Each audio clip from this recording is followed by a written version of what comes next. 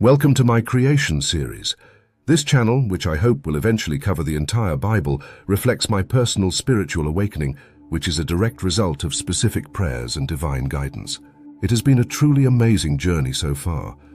I guarantee what we discover will not be what you expect. It will often be unorthodox and unfamiliar. In my research, I have realized the creation story is very different from what most scholars and theologians have presumed. We are talking about centuries of the collective suppositions, mainstream ideas and theories being tossed aside by ourselves, right before our very eyes. I don't approach this undertaking lightly. Now, while there are some similarities to conventional reasoning, many widely accepted conclusions are simply not found in the scriptures. We will examine every detail with an open mind.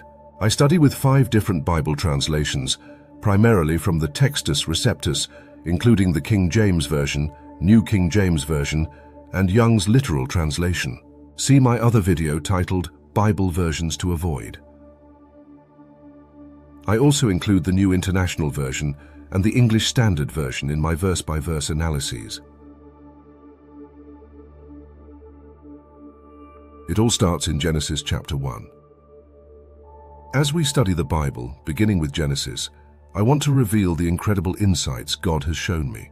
I begin with the creation story, because I prefer to study the Bible chronologically. Now let's proceed with Genesis chapter 1, verse 1, New King James Version.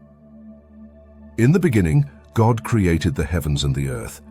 The earth was without form and void, and darkness was on the face of the deep. And the Spirit of God was hovering over the face of the waters.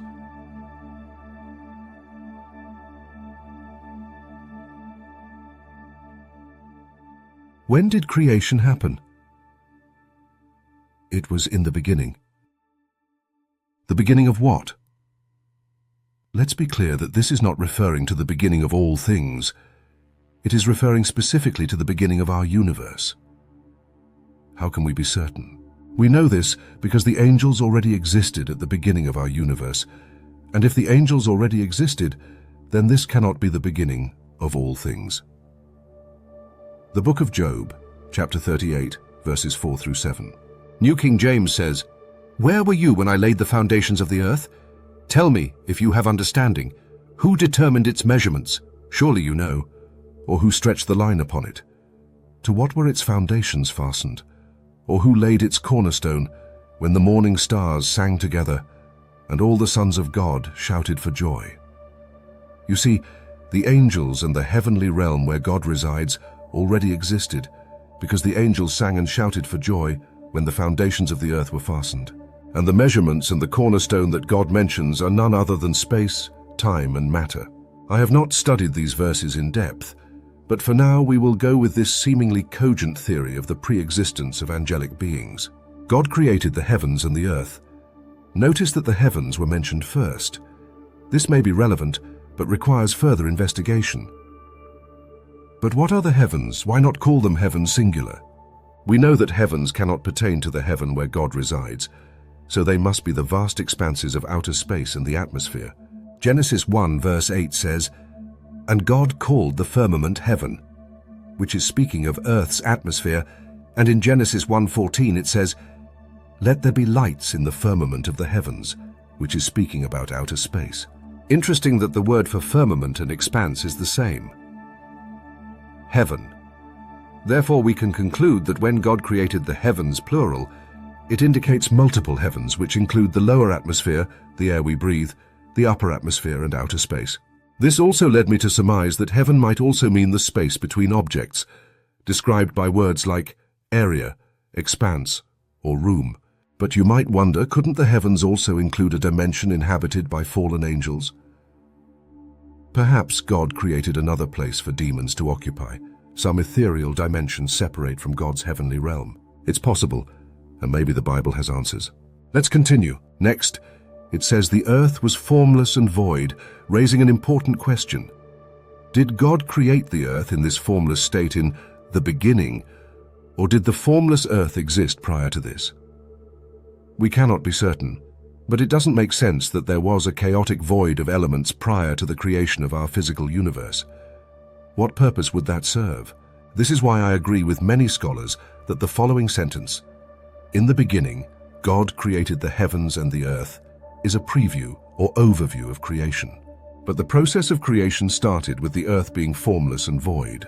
To put it another way, imagine if God were a carpenter building a house. The synopsis would sound something like this: "In the beginning, the carpenter built a house." The house was not constructed. It was a pile of timber and nails. Likewise, the earth was not yet finished. It was formless and void. Why would God create something in an incomplete state rather than fully functional from the start? Some commentaries suggest various opinions. However, I approach these interpretations with caution, always assuming they are only partially true. If you read any of the free commentaries, I suggest the Bible Hub website, you will see repeatedly that these theologians often copied from one another. The short answer is, we don't know why the earth was formless and void, but then again, Adam was also formless when God created him from the dust. It appears that God was creating the universe in stages. First, he created the building blocks, then he animated those blocks. We see that all of creation was executed in stages, at least 6 of them. Here is an intriguing question. What was the first thing God created? Ask any scholar or Christian, and almost without exception their answer will be, the first thing God created was light, and they will also tell you that light was the only thing God created on the first day. But they would be wrong, wouldn't they? Now that the wheels are turning in your mind, can you guess what God created first in our physical universe? The first thing God created was water. It's right there in verse 2. It also includes the earth in its raw form. How did we miss this for so long? Food for thought. To summarize, it appears the heavens refer only to outer space and the earth's atmosphere. Remember, the creation account is focused solely on our physical universe. Now let's talk about the earth. What was this formless and void earth? If we approach this scientifically, the formless earth refers to matter, the basic building blocks composed of atoms, protons, neutrons and electrons, which form bonds that create the elements listed on our periodic table. Therefore, the earth was initially a mix of elements like oxygen, hydrogen, gold, silicon, magnesium, helium, iron, etc. But these also included water, which is not an element, rather a compound of 2 elements, hydrogen and oxygen, suggesting that God immediately created compounds. But I suspect water existed long before the creation of this earth. I cannot be certain. It's just a hunch. Silicon dioxide is the most abundant compound, followed by dihydrogen monoxide, water, magnesium oxide, ferrous oxide, and aluminum oxide. These, except for the water of course, account for 99% of the Earth's crust. Therefore, Genesis 1 verse 1 shows that the elements already existed when the Earth was formed and were likely created on the first day. Thus, we can paraphrase Genesis 1 verse 1. At the start of our known universe, God created the heavens, which include outer space, atmosphere, expanses, distance, time, and forces. And he also created the earth, or matter, which includes both waters and minerals. The next phase of creation was the fashioning of planets, stars, other celestial bodies, and all other phenomena in our universe, laying the foundation for all that we know and more that remains undiscovered. God wasn't finished. The best was yet to come. With his unlimited imagination, he elected to animate the elements of the earth into creatures that move, think, and feel. But God wasn't finished. He wanted a creature that could comprehend some of his knowledge and wisdom. His final achievement was to design a super being, capable of reason and able to wield dominion over the inferior beasts. He would call this creature Adam. Man. Why? Why create things that inhabit the earth and move about in the expanses? Why create a being that can disagree with you and go his own way? For what purpose?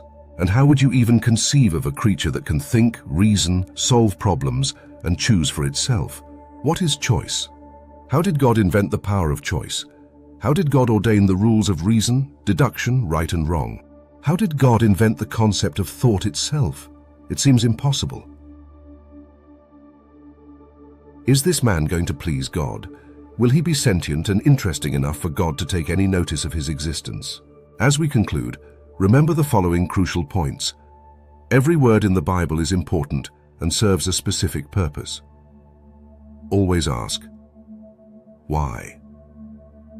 This question opens your mind to the philosophical and foundational aspects of the scriptures, helping you understand not just how, but why God does what he does.